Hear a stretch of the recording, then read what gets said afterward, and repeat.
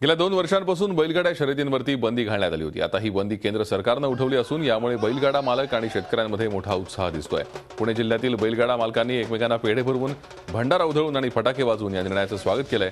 या निर्णयानंतर बैलगाडा मालकांशी बातचीत केली आमचे प्रतिनिधी साईदीप ढोबळे यांनी। गेली 2 वर्षापासून बैलगाडा शर्यतीवरती बंदी होती, ती बंदी मात्र आज उठवली आहे।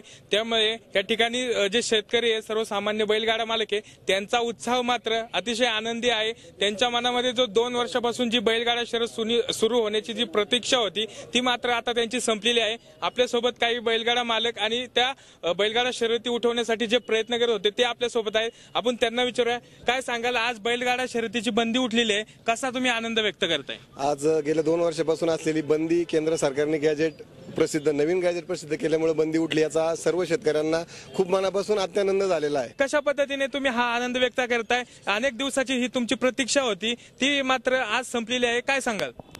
खरोखर आम्हाला सगळ्या शेतकऱ्यांना अत्यंत खूप आनंद झालेला आहे याच्यामध्ये, आणि सकाळपासून अत्यंत चैतन्याचं आनंदाचं वातावरण शेतकऱ्याच्या गोठ्यामध्ये घरामध्ये खऱ्या अर्थाने फुललेलं आहे। बरोबर आहे, शेतकऱ्याच्या घरामध्ये आनंद आंदोलन हे ते खुललेलं आहे। शेतकरी वर्षानुवर्ष बैलांना, आपल्या मुलाला जेवढा जीव लावत नाही तेवढा बैलांना जीव लावतो।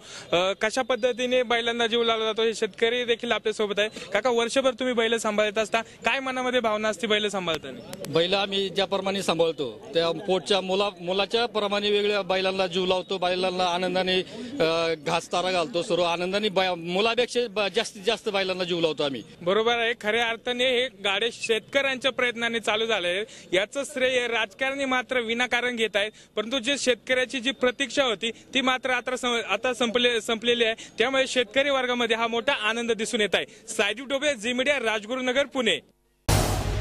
झी 24 तास रहा एक पाऊल पुढे।